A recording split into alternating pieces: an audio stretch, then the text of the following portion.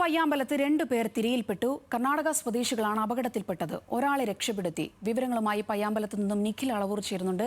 നിഖിൽ, ഒരാളെ കണ്ടുകിട്ടാനായിട്ടുണ്ട്. എന്താണ് നിലവിലെ സാഹചര്യം?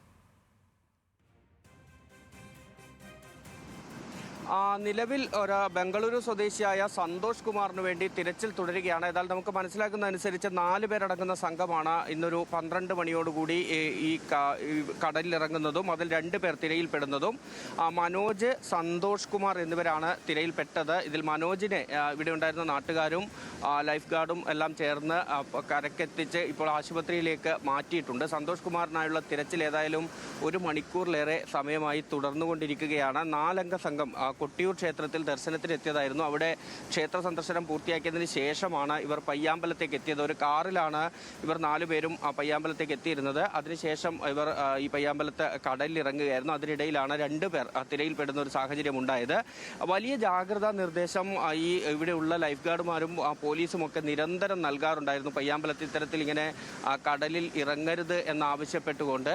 കാരണം ഈ ഒരു തീരത്തെക്കുറിച്ച് അറിയാത്ത ആളുകളാണ് ഇപ്പോൾ, പ്രത്യേകിച്ചും ഈ കൊട്ടിയൂർ തീർത്ഥാടന കാലം വന്നതോടുകൂടി കർണാടകയിൽ നിന്നുള്ള ഒരുപാട് ആളുകൾ ഇങ്ങോട്ട് എത്തുന്നുണ്ട്. ഈ ക്ഷേത്ര ദർശനത്തിന് ശേഷം ഇവരിൽ ഭൂരിഭാഗവും കണ്ണൂർ ജില്ലയിലെ വിവിധ ഭാഗങ്ങൾ സന്ദർശിച്ചാണ് മടങ്ങുന്നത്. അതിൻ്റെ ഭാഗമായി ഭൂരിഭാഗം ആളുകളും എത്തുന്ന ഒരു സ്ഥലമാണ് ഈ പയ്യാമ്പലം ബീച്ച്. ഈ പയ്യാമ്പലം ബീച്ചിൽ എത്തുമ്പോൾ പലപ്പോഴും ഈ കടൽ പെട്ടെന്ന് സ്വഭാവം മാറുന്ന ഒരു കടൽ കൂടിയാണ്. അതുകൊണ്ട് തന്നെ ഇവിടേക്ക് ഈ കടലിൽ ഇറങ്ങരുത് എന്ന് ലൈഫ് ഗാർഡുമാർ ഉൾപ്പെടെ നിരന്തരം മുന്നറിയിപ്പ് നൽകുന്നതാണ്. മുന്നറിയിപ്പ് ബോർഡുകളെല്ലാം തന്നെ ഉണ്ട്. എങ്കിൽ പോലും ഇത് പാലിക്കാതെ ഈ കടലിലേക്ക് ഇറങ്ങുന്നതാണ് വലിയ അപകടങ്ങൾക്ക് കാരണമാകുന്നത്. ഇന്നിപ്പോൾ ഈ 4 പേർ മാത്രമല്ല, രാവിലെ 9 മണിക്കും സമാന രീതിയിൽ ഒരു അപകടമുണ്ടായിരുന്നു. കടലിൽപ്പെട്ടയാളെ ലൈഫ് ഗാർഡും നാട്ടുകാരും എല്ലാം ചേർന്ന് കരക്കെത്തിക്കുകയായിരുന്നു.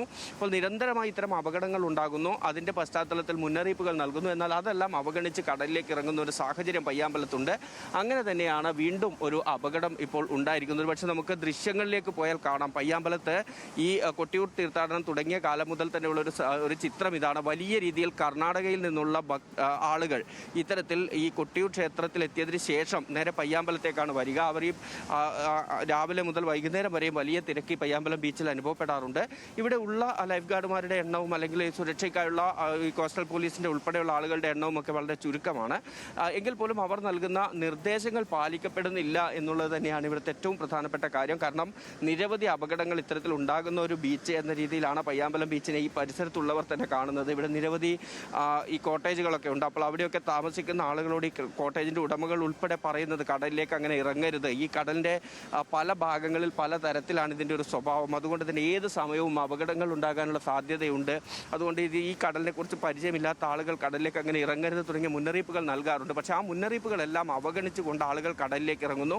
അങ്ങനെയാണ് നിരന്തരം അപകടം ഉണ്ടാകുന്നത്. ഏതായാലും ഇപ്പോൾ സന്തോഷ് കുമാറിനായുള്ള തിരച്ചിൽ ഇപ്പോഴും തുടരുകയാണ്. നമുക്ക് ദൃശ്യങ്ങളിലേക്ക് പോയാൽ ആ കടലിൽ ഇപ്പോഴും ഈ ലൈഫ് ഗാർഡുമാർ തിരച്ചിൽ നടത്തുന്നത് കാണാം. ഏകദേശം 1 മണിക്കൂറിന് മുകളിലായി ഇവിടെ ഇത്തരത്തിൽ ഈ തിരച്ചിൽ ആരംഭിച്ചിട്ട്.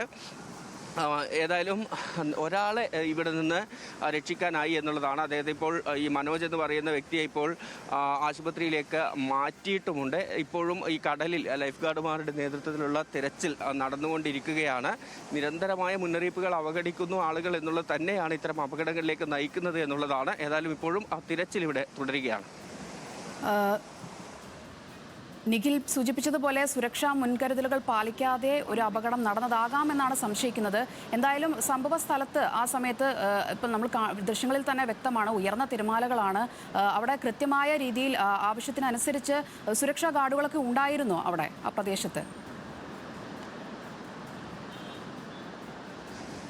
നിലവിലിവിടെ കൃത്യമായി എല്ലാ ദിവസവും പ്രവർത്തിക്കുന്ന രീതിയിൽ അവിടെ ലൈഫ് ഗാർഡുമാർ ഉണ്ടായിരുന്നു. പക്ഷേ നമുക്കറിയുന്ന പോലെ വലിയ കിലോമീറ്ററുകളോളം ദൂരത്തിൽ 2 കിലോമീറ്ററിലേറെ ദൂരത്തിലുള്ള ഒരു തീരമാണ്. ആ തീരത്താണ് ഇത്തരത്തിൽ ഈ ലൈഫ് ഗാർഡുമാർ സ്വാഭാവികമായും അത്രയും എണ്ണമില്ല എന്നുള്ളതാണ്.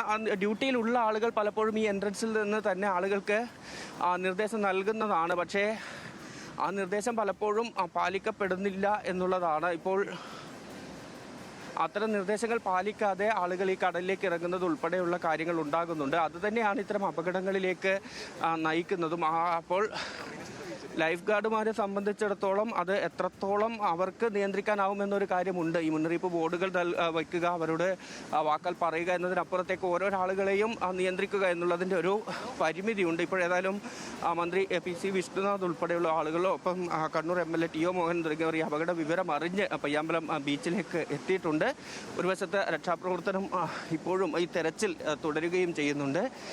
നമ്മൾ പറഞ്ഞു വന്നത് തന്നെയാണ്, സുരക്ഷാ നിർദ്ദേശങ്ങൾ പാലിക്കുന്നില്ല ആളുകൾ, പ്രത്യേകിച്ചും ഈ കർണാടകയിൽ നിന്നൊക്കെ എത്തുന്ന ആളുകളാകുമ്പോൾ അവർക്ക് ഈ ഭാഷയുടേതായ ഉൾപ്പെടെ പ്രശ്നങ്ങൾ. കണ്ണൂർ പയ്യാമ്പലത്താണ് 2 പേർ തിരയിൽപ്പെട്ടത്. ഒരാളെ രക്ഷപ്പെടുത്താനായിട്ടുണ്ട്. കർണാടക സ്വദേശികളാണ് അപകടത്തിൽപ്പെട്ടത്. മറ്റേ ആൾക്കായുള്ള തിരച്ചിൽ അവിടെ പുരോഗമിക്കുകയാണ്. നിഖിലാണ് പയ്യാമ്പലത്ത് നിന്നും വിവരങ്ങൾ പങ്കുവച്ചത്.